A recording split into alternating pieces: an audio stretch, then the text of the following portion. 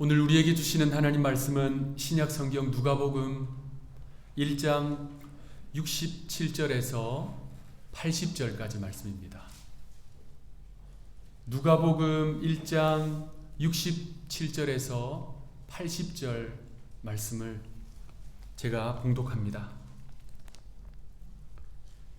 그 부친 사가랴가 성령의 충만함을 받아 예언하여 이르되 찬송하리로다. 주 이스라엘의 하나님이여 그 백성을 돌보사 속량하시며 우리를 위하여 구원의 뿔을 그 종 다윗의 집에 일으키셨으니 이것은 주께서 예로부터 거룩한 선지자의 입으로 말씀하신 바와 같이 우리 원수에게서와 우리를 미워하는 모든 자의 손에서 구원하시는 일이라. 우리 조상을 긍휼히 여기시며 그 거룩한 언약을 기억하셨으니 곧 우리 조상 아브라함에게 하신 맹세라. 우리가 원수의 손에서 건지심을 받고 종신토록 주의 앞에서 성결과 의로 두려움이 없이 섬기게 하리라 하셨도다. 이 아이여, 네가 지극히 높으신 이의 선지자라 일컬음을 받고 주 앞에 앞서가서 그 길을 준비하여 주의 백성에게 그 죄사함으로 말미암는 구원을 알게 하리니 이는 우리 하나님의 긍휼로 인함이라. 이로써 돋는 해가 위로부터 우리에게 임하여 어둠과 죽음의 그늘에 앉은 자에게 비치고 우리 발을 평강의 길로 인도하시리로다 하니라. 아이가 자라며 심령이 강하여지며 이스라엘에게 나타나는 날까지 빈들에 있으니라. 아멘. 학수고대라는 말이 있습니다. 학처럼 목을 길게 빼고 멀리 바라본다. 매우 간절한 기다림. 그래서 바라보고 기다리고 우러러보고 그리워하는 태도, 학수고대입니다. 기다림이라는 것이 일반적으로 유쾌하지는 않지만 누구를 기다리느냐 그리고 어떻게 기다리느냐에 따라 그 기다림이 가슴 뛰는 일일 수 있어요. 군인들은 휴가를 학수고대합니다.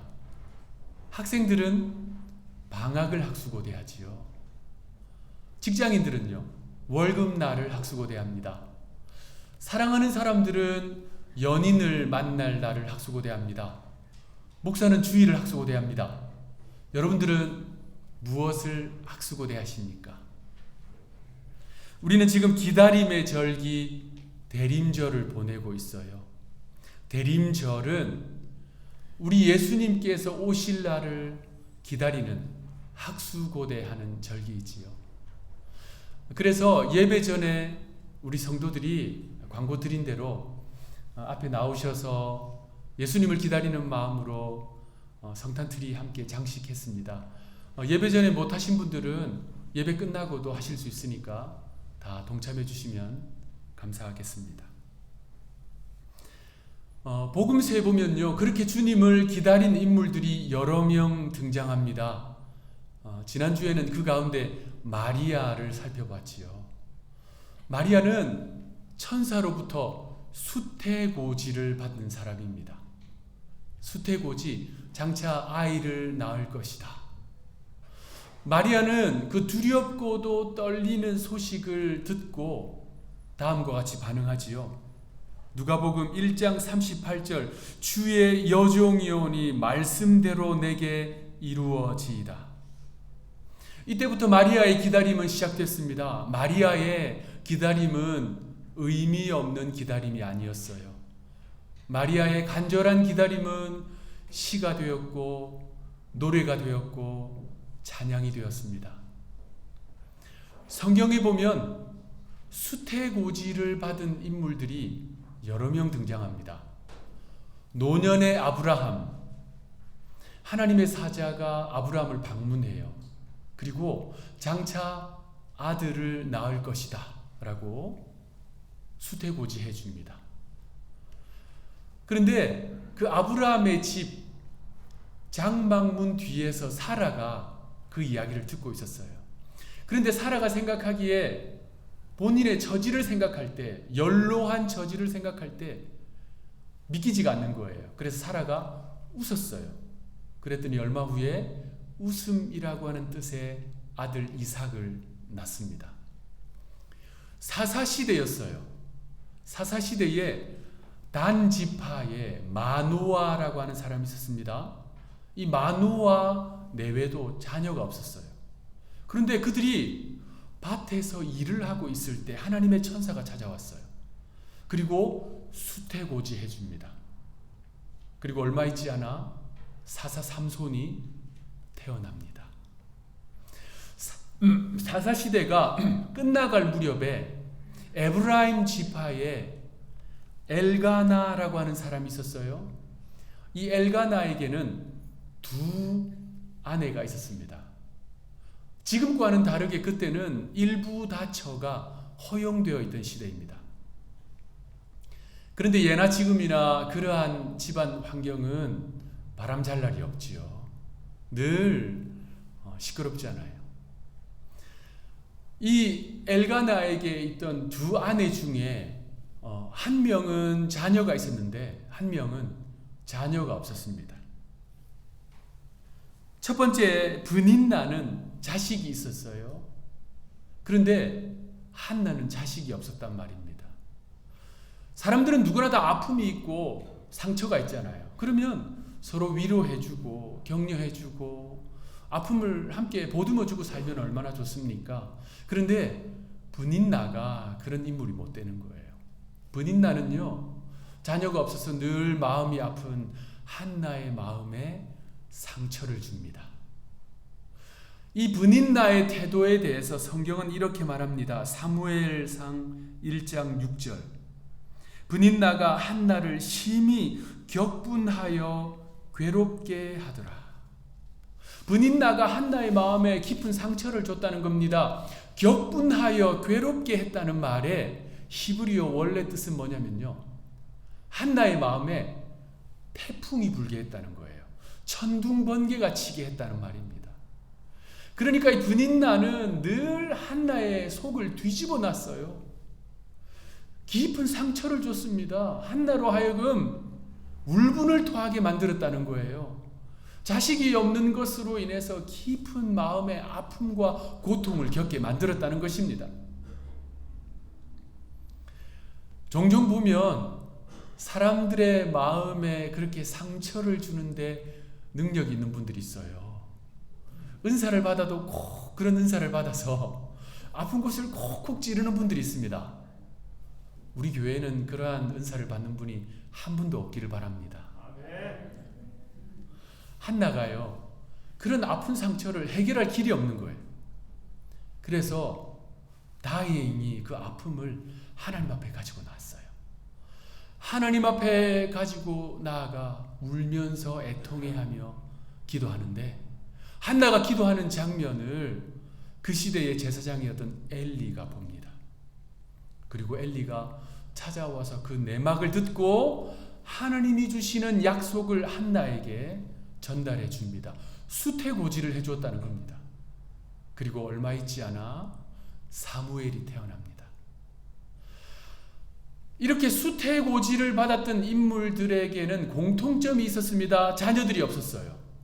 그리고 그 자녀들이 없음으로 인해서 늘 가슴앓이를 했어요. 그런데 하나님께서 수태고지 이후에 자녀들을 주셨습니다. 그리고 태어난 인물들은 위대한 일을 감당합니다.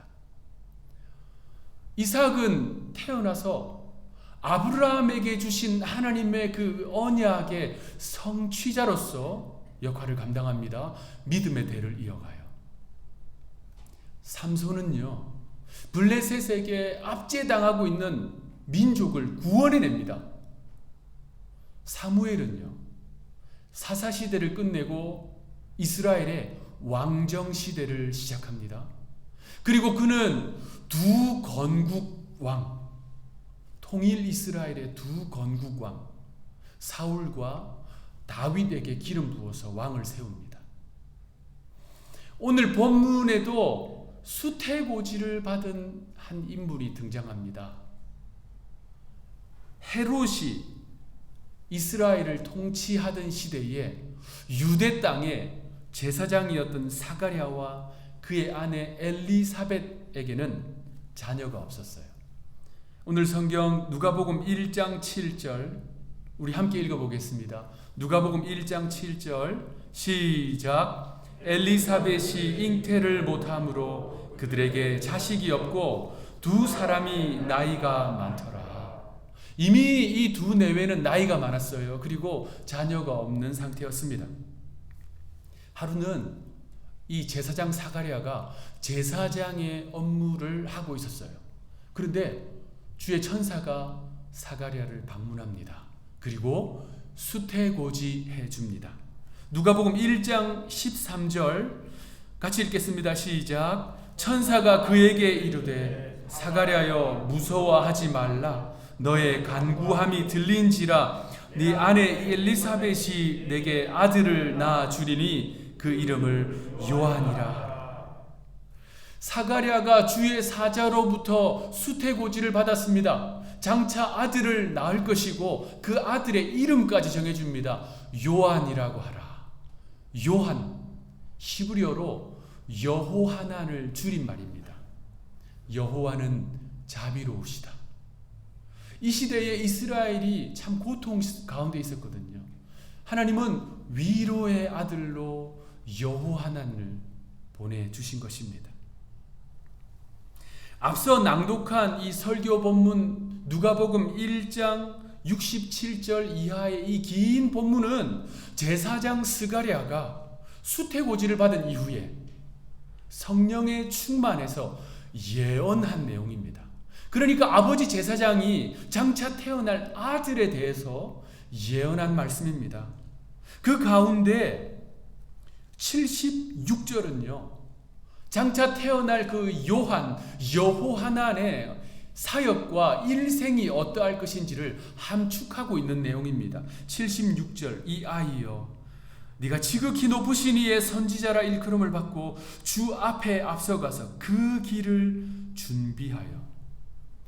말씀드렸듯이 수태고지를 받은 인물들이 성경에 많습니다. 그들은 다 특별하고도 중요한 일을 했어요. 그런데 이 여호하난, 요한은 그들과 비교할 수 없는 정말 중요한 일을 감당합니다.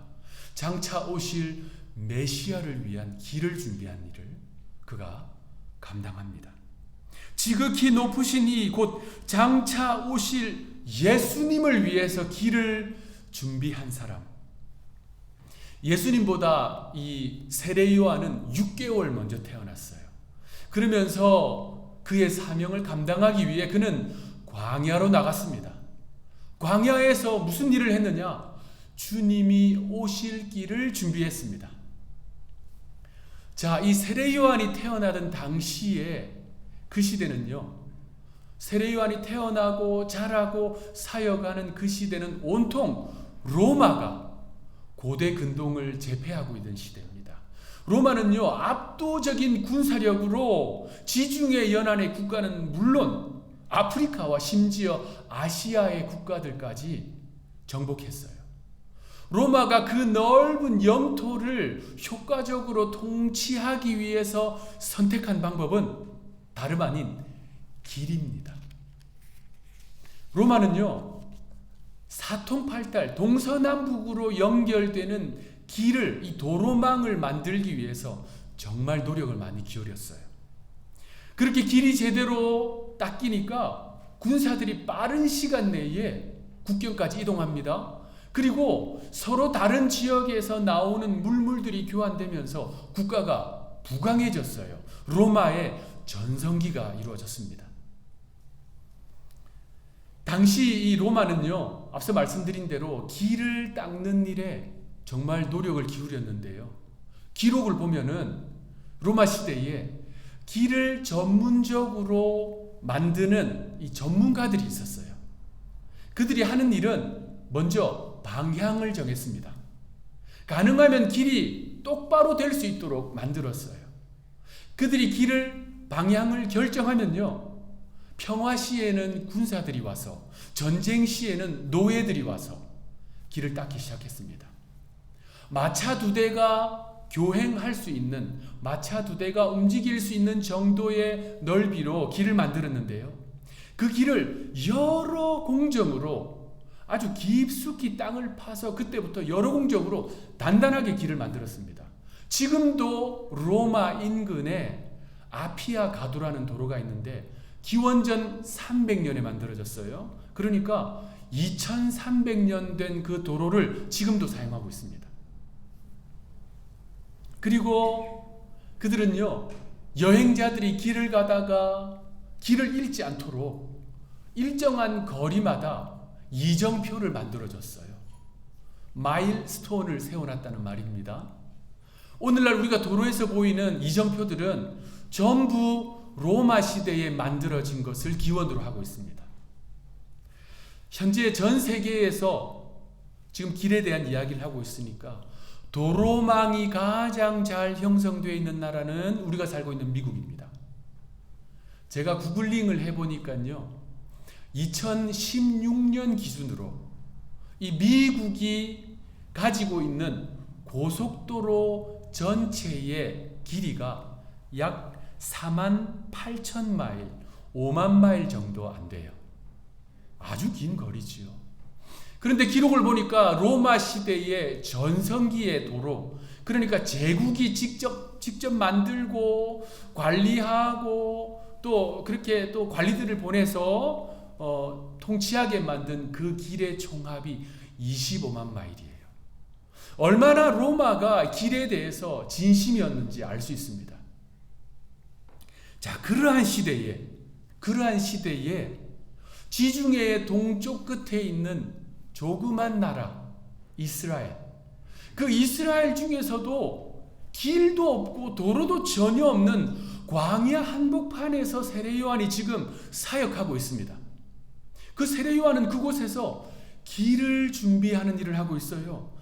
길을 닦고 있다는 말입니다. 누군가가 오실 길을 준비하는 것은 가치로운 일이에요. 조건이 있습니다. 그 기다리고 있는 그 분이 그 길로 올 때 가치롭습니다. 저는 한국 강원도에서 군 생활을 했어요. 종종 주일 점심시간에 군대 이야기가 우리 남성 동지들 사이에서 나오거든요. 그러면 아주 열정을 다해 이야기하시는 분들이 몇 분 있으세요. 지금으로부터 40년, 50년 전의 경험인데도 그 경험을 잊을 수가 없는 거예요. 저는 그렇게 오래되지는 않았지만 제가 잊지 못하는 이 군생활 경험은요, 제가 그 3기갑 여단이라고 하는 이 군사 기밀인가요? 3기갑 여단이라고 하는 포병부대에서 사역을 했는데, 그 시대에 제가 복무하는 당시에 1군 사령관이 별이 몇 개 있는 분이 그 부대를 방문한다고 계획을 세웠어요. 그러니까 이제 그 계획이 세워지자 그 여단 전체에 있는 수천 명의 저와 같은 병사들을 모두 한 가지 일에 다 집중시켰어요. 그분이 오실 길을 준비하는 일을 했어요. 부대 밖 몇 킬로까지 도로 정리를 다 시켰습니다. 강원도 겨울이 얼마나 춥습니까? 손이 꽁꽁 어는데도 눈 싹 다 치우고, 그리고 물을 뿌려가면서 흙먼지 하나 없도록 정말 깨끗하게 도로를 다 정리했는데 그분이 헬기를 타고 왔어요. 헬기를 타고 연병장에 내려서 헬기를 타고 그냥 떠나버렸습니다. 앞에서는 아무 소리 못했지만 떠나가는 헬기를 보면서 얼마나 원망을 했는지 지금도 기억이 생생합니다. 우리 예수님이 오셨는데요, 잘 정비된 로마의 길로 오시지 않았습니다. 당연히 헬기 타고 오시지 않았습니다. 우리 주님은 어떤 길로 오셨냐면요, 세례 요한이 준비한 길로 오셨어요.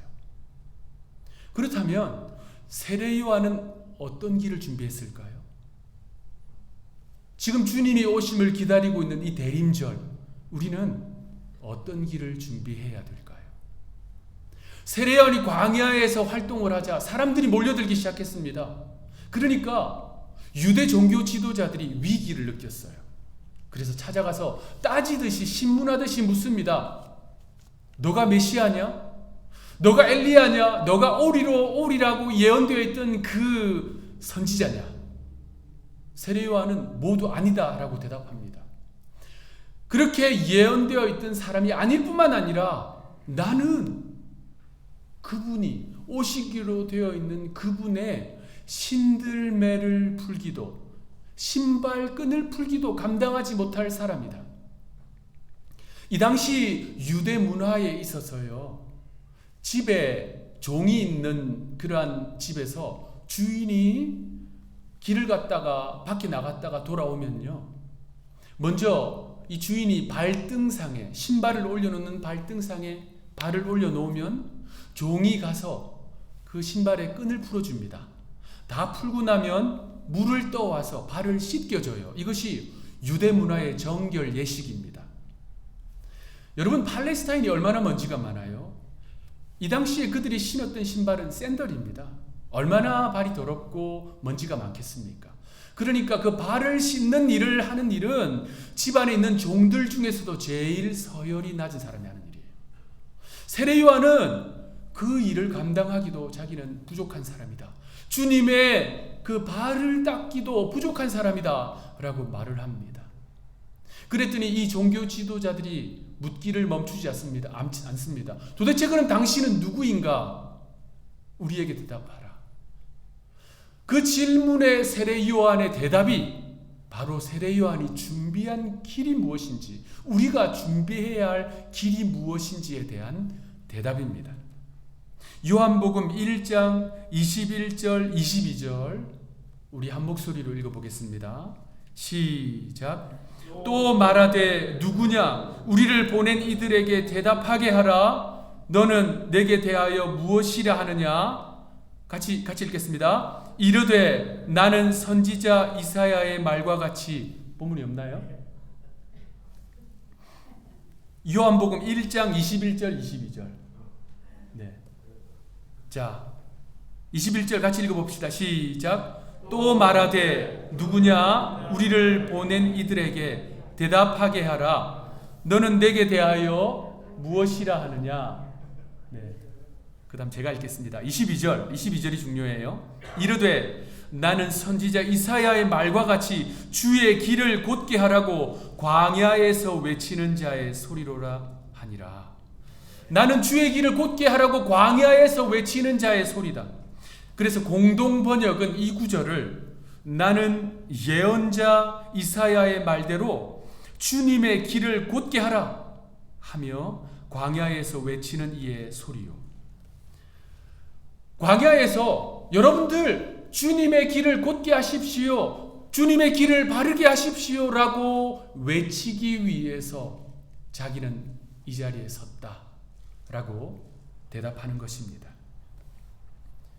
요한이 준비한 길은 잘 포장된 길이 아닙니다. 요한이 지금 준비하고 있는 길은 마음의 길이에요. 이 마음의 길. 요한은 사람들이 그 마음의 길을 제대로 준비해서 메시아가 그 길을 통해서 사람들의 심령의, 영혼의, 인생에 올 수 있도록 그 길을 지금 준비하고 있는 것입니다. 그리고 이것은 그 옛날 이사야 선지자를 통해서 예언된 말씀이었습니다. 이사야 40장 2절은요 이렇게 되어 있어요. 너희는 예루살렘의 마음에 닿도록 말하며 그것에 외치라. 그 뒷구절들 이사야 40장 3절에서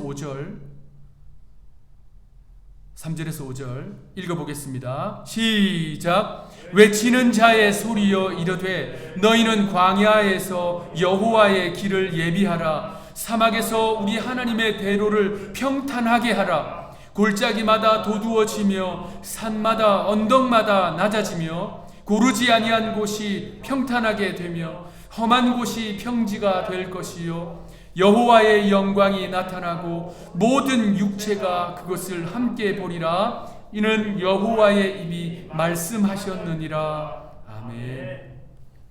이사야는 광야에서 여호와의 길, 사막에서 하나님의 대로를 준비시킬 외치는 자가 올 것이다 라고 예언했어요. 이사야로부터 700년 후에 오늘 본문에 세례 요한이 정확하게 그 사역을 하고 있는 것입니다. 이사야는 마음의 길을 평탄하게 하라고 말씀했고요. 오늘 본문의 세례 요한은 마음의 길을 곧게 하라, 바르게 하라 라고 선포하고 있는 것입니다. 반대로 말하면 이 마음의 길이 곧지 않은 꼬불꼬불한 사람이 있다는 거예요. 이 마음의 길이 평탄하지 않는 사람이 있다는 말입니다. 길은 통로예요. 마음의 길은 주님이 오시는 영적 통로입니다. 그 마음의 길을 평탄하게 만들어야, 이 마음의 길을 바르게 만들어야 그 길을 통해서 우리가 학수고대하고 있는 주님이 오신다는 말씀입니다. 자, 그렇다면 어떻게 해야 이 마음의 길을 곧게 할 수 있을까요? 어떻게 해야 이 마음의 길을 바르게 할 수 있을까요? 이사야 40장 4절, 골짜기마다 도두어지며 산마다 언덕마다 낮아지며 고르지 아니한 곳이 평탄하게 되며 험한 곳이 평지가 될 것이요. 평탄하게 되기 위해서는 낮아진 골짜기가 도두어져야 합니다. 높은 산들이 낮아져야 합니다. 그래야 평탄하게 되는 것입니다. 이것은 정확하게 우리의 내면의 상태를 보여줘요. 우리의 마음의 상태를 보여줍니다. 먼저 낮아진 곳, 움푹 패여서 낮아진 골짜기가 도두어져야 합니다. 움푹 패여 낮아진 골짜기, 그러한 마음의 상태는 여러분의 마음에, 저의 마음에 있는 그늘진 곳입니다. 어두운 곳이에요. 감추어진 곳입니다. 상처로 인해서 쓴뿌리가 내린 곳입니다. 감추어진 죄의 모습입니다. 해결받지 못한 죄, 상처, 아픔으로 인해서 그 안에 절망이, 낙심이, 낮은 자존감이 열매 맺고 있는 장소예요. 그것은 죄로부터 양분을 얻어서 비교의식, 불안, 우울, 이러한 열매들이 지속적으로 맺히고 있습니다. 이것을 성경은 사망의 음침한 골짜기라고 말합니다. 우리의 내면에는 이러한 골짜기가 있다는 거예요. 이 골짜기를 그대로 방치해 두면 죄의식에 사로잡힙니다. 그리고 믿음에서 떠나게 됩니다. 죄와 상처, 아픔과 고통의 쓴뿌리들을, 그래서 그것 때문에 여러분의 마음의 길에 움푹 파여진 골짜기들을 하나님 앞에 가지고 나가야 합니다. 주님의 은혜로 도두어야 돼요. 그래야 평지가 됩니다. 반대로 높은 산이 있습니다. 높아진 언덕들이 있다는 것입니다. 그것은 우리의 우월의식입니다. 교만입니다. 그런데 여러분, 낮은 자존감과 우월의식은 동전의 양면입니다. 골짜기가 깊을수록 산봉우리가 높은 법이에요. 그러니까 낮은 자존감, 상처와 죄로 인해서 우리의 심령에 그늘진 곳이 깊을수록 교만의 산봉우리가 높아집니다. 혹시 여러분 가운데, 또 여러분 가까이에 있는 사람들 가운데 종종 교만의 모습을 보이거든 이렇게 이해하시면 맞아요. 저 사람 안에 내가 헤아릴 수 없는 깊은 상처의 골짜기가 있구나. 깊은 그늘진 아픔의 골짜기가 있구나. 여러분, 성경은 이러한 내면의 상태, 움푹 패여서 만들어진 그늘진 골짜기와 교만에서 생긴 높은 산들이 도두어지고 낮아져야 한다고 말합니다. 그리고 그러한 내면의 상태를 상한 심령이라고 가르쳐 줍니다. 그런데 여기 복음이 있어요. 상한 심령, 시편 51편 17절 말씀, 우리 한번 읽어봅시다. 시편 51편 17절 시작. 하나님께서 구하시는 제사는 상한 심령이라. 하나님이여 상하고 통회하는 마음을 주께서 멸시하지 아니하시리이다. 우리 하나님이 어떤 분이냐면요, 그 상한 심령을 가지고 주님 앞에 나아오는 사람들을 받아주시고 만나주시는 분이세요. 우리에게 죄로 인해서, 상처로 인해서, 쓴뿌리로 인해서 헤아릴 수 없는 깊은 골짜기가 있는데, 그 골짜기를 가지고 주님 앞에 나아오면 주님은 우리를 거절하시는 것이 아니라 받아주겠다는 것입니다. 우리가 알지도 못하는 그 교만과 우월의식, 비교의식, 남보다 나를 더 나은 존재라고 여기는, 하나님이 기뻐하시지 않는 옳지 않은 그 성품들이 우리에게 있을 때, 그런데 그거 가지고 주님 앞에 나아가서 주님, 저는 이렇게 연약한 존재입니다, 그 상한 심령으로 주님 앞에 나아갈 때 주님은 받아주시겠다는 거예요. 용납해 주시겠다는 것입니다. 이것이 주님이 찾으시는 예배라는 거예요. 그러므로 우리는 주님이 오시기를 대망하고 있는, 기다리고 있는, 사모하고 있는, 학수고대하고 있는 이 대림절을 보내면서 무엇보다 우리의 마음의 길을 평탄하게 만들어야 합니다. 마음의 길을 곧게 만들어야 합니다. 그러기 위해서는 여러분들의 골짜기를 주님 앞에 가지고 나가십시오. 주저하지 마시고, 두려워하지 마시고, 염려하지 마시고, 상한 심령을 받아주시겠다 말씀하시는 그 하나님 앞에 여러분의 상하고 찢기고 또 감추어지고 해결받지 못한 그 죄를 가지고 나가십시오. 주님이 은혜로 도두어 주실 것입니다. 여러분 안에 교만한 모습들이 있다면, 있는데도 보지 못한다면 주님 앞에 간구하십시오. 주님 보게 해주십시오. 깨닫게 해주십시오. 그리고 그 교만한 모습 가지고 주님 앞에 가지고 나가십시오. 주님께서 그 높아진 산들을 낮추어 주시겠다 말씀하십니다. 그리고 평탄하게 된 이 마음의 길을 통해서 우리 주님께서 우리에게 찾아오십니다. 이사야서는요, 그 길이 평탄하게 되자 여호와의 영광이 그곳에 나타난다라고 기록하고 있습니다. 저의 기도는 이 대림절 기간 동안에 저의 골짜기가 도두어지고 교만한 것들이 낮아져서 여호와의 영광이 저의 삶에 나타나고, 여호와의 영광이 우리 교회에 나타나고, 여호와의 영광이 여러분들의 삶에 나타나기를 기도합니다. 이번 한 주간 그렇게 마음의 길을 준비하는 저와 여러분들이 되시기를 구주 예수님의 이름으로 축원합니다. 기도하겠습니다. 하나님, 우리의 움푹패인 마음의 골짜기를 주님 앞에 가지고 나아갑니다. 상처로 인해 생긴 쓴뿌리와 해결함 받지 못한 죄와 저희 영혼의 그늘진 과거와 아픔들, 주저하지 않고 두려워하지 않고 주님 앞에 가지고 나아갑니다. 높아진 산들, 교만의 산들, 우월의식들, 비교의식들, 그래서 그 높아진 것들로 인해서 주님이 오실 수 없는 그 교만들을 주님 앞에 가지고 나아가 해결함 받기를 원합니다. 여호와의 영광이 저의 삶에 나타나고 우리 하누리 교회에 나타나고 사랑하는 성도들의 심령에 충만하게 나타나는 이 대림절이 되게 하여 주옵소서. 감사하고 우리 구주 예수님의 이름으로 기도하옵나이다. 아멘.